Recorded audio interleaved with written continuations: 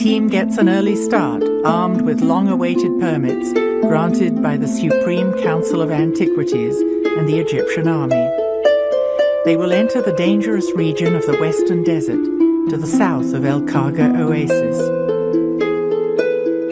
Well, after days of waiting and of uncertainty, we're finally on the road. We got the permit and we're ready to go out in the desert to Napta.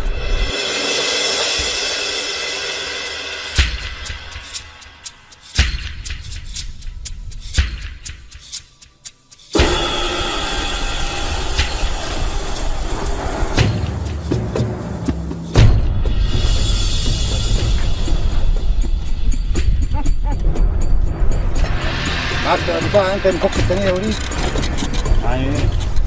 Lo stai vedendo?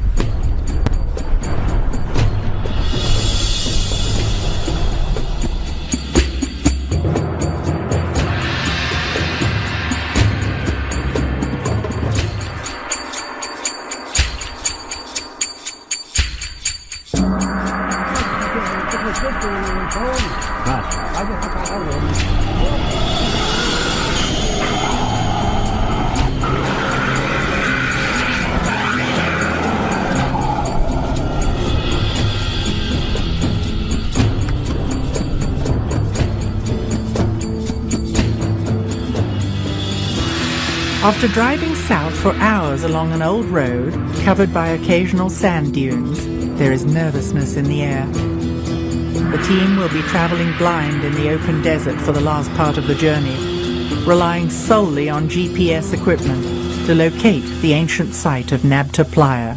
Yeah, about But this is very good. This is going to tell us 3 kilometers. Right. I'm sure. That's perfect.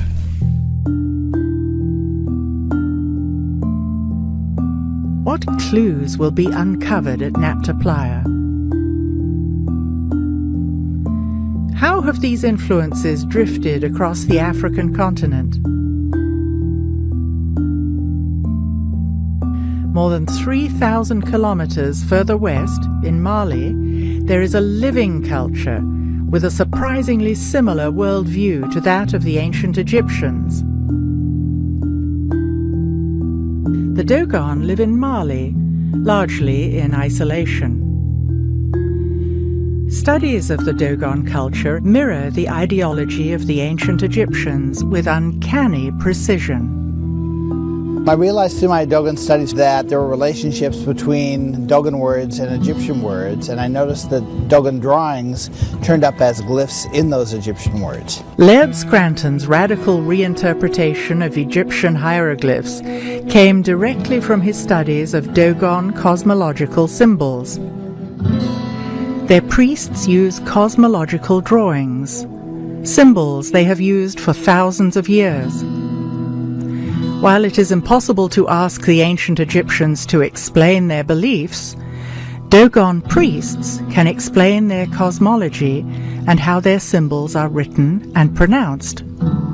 The Dogon lay things out in such detail that it's like having the teacher's copy of the manual or of the book, you're studying, with the answers to the questions written down in the back. You can go to a Dogon priest, or you can go to the anthropological studies that were taken in relation to the Dogon priests, and they flat out tell you what their symbol means and what they're, what they're trying to talk about.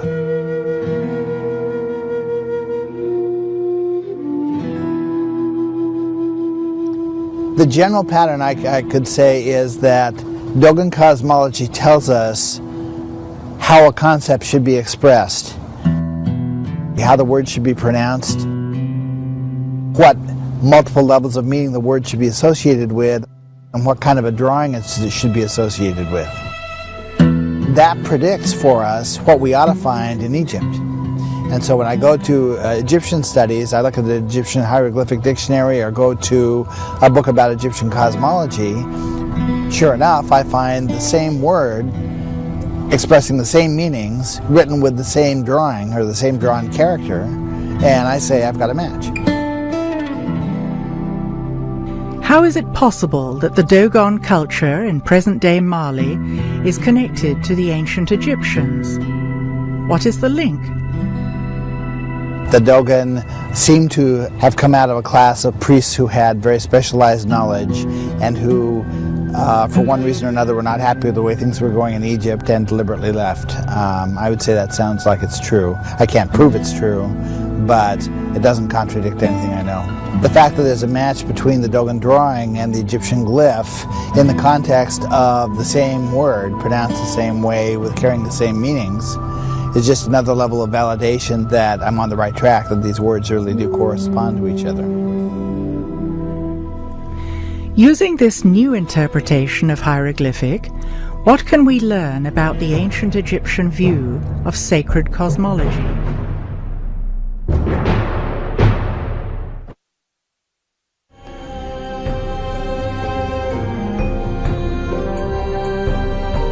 I had some concerns originally as I began writing some of the books about what right did I have to be revealing secrets that have been kept for 3,000 years. But when I realized that the cosmology is about science, it's about the creation of matter and things like that, and I realized how close our science is right now to being caught up with what the cosmology, the ancient cosmology, seemed to know, I realized that if anybody's going to get any benefit out of it at all, that it has to come out now. You can't wait any longer. We're only about 50 years away from discovering all the things that I found in the Dogon and Egyptian cosmology. Is it possible the ancient Egyptian cosmology was more advanced than today's science? I'd say there is information in the ancient cosmology that would be a benefit to the string theorists and to the modern cosmologists if they'd pay attention to it. I think the Dogon and the Egyptians explain to us how it is that a mere act of perception can cause the wave-like behavior of matter to turn into particles, which the scientists don't know. When you ask Stephen Hawking how many fundamental particles there are, he says more than 200. If you ask a Dogon priest, he says 266. Science is on the verge of understanding things that ancient civilizations seemed to know long ago. How is this possible?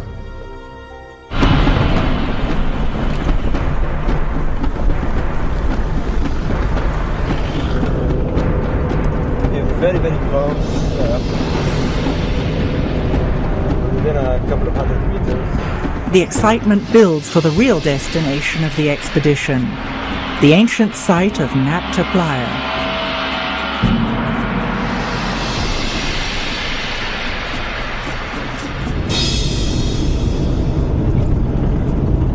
Is that it? Yeah.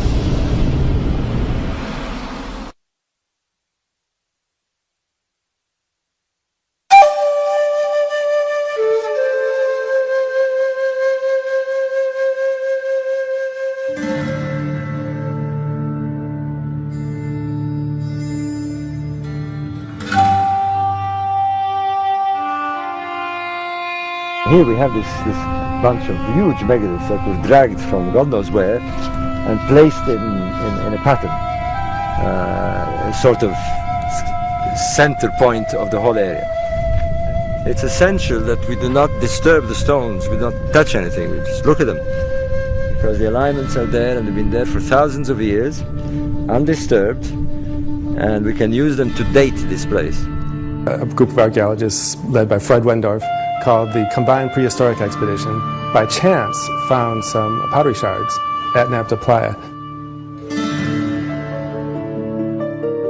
They thought that the megaliths were just outcrops of rock, and then they started to realize, well, these are setting on top of playa sediments, sediments that were built up during the Neolithic time, and so how did they get there? And so they had to get there from man. These were man-made objects, these megaliths. One of the possible links to Egypt before the pharaohs is that Nabta Playa became climatically hyper-arid like it is today around 3800 BC. It has not been lived at or used since. It has been assumed by historians that Egypt borrowed its complex society from Mesopotamia. However, it is now generally recognized that a process of social complexity is not diffused from one location to another, but rather develops locally.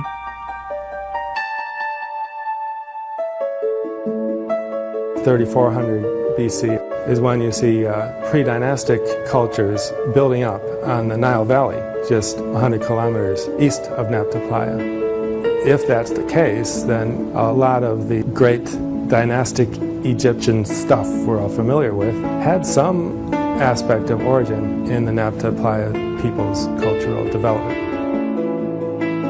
Dr. Nicole Dweck is an Egyptologist who lectures at the British Museum and at the Metropolitan Museum in New York. By strange coincidence, she happened to be at Nabta Playa on the same day as our team. From what I understand from her, she also believes that this could be the source of Egyptian civilization. This is just amazing. I've wanted to come here since the first publications came out. What are the odds of meeting on the same day? None. Exactly. The coincidences for me are astonishing. I mean, last year, the same people, we went to Gilf Kebir and the Wenat. We spent 2 days roaming around Karkotal and looking at the graffiti and, you know, all the bovids and the cattle and the people moving around with their animals. And it's the same dates as here. These people had what today we would call a calendar. They used the position of the sun to mark the specific days of the year, and the main stations of the year, of course, are the summer solstice, the winter solstice, and the two equinoxes. No doubt, they tracked the sun through the year, and therefore they had a calendar. This structure may not appear significant above ground. Looking beneath the surface reveals an enigma.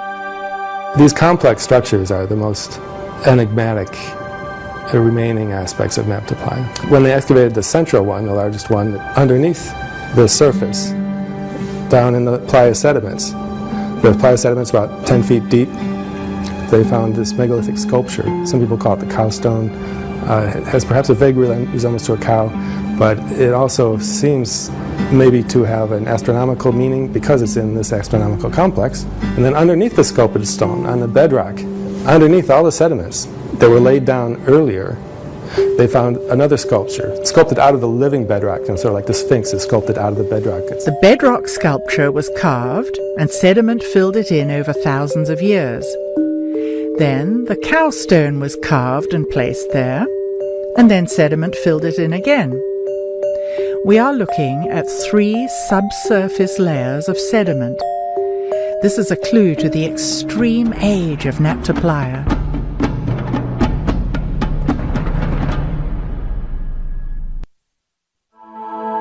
What makes all this far more exciting is that they also align to stars.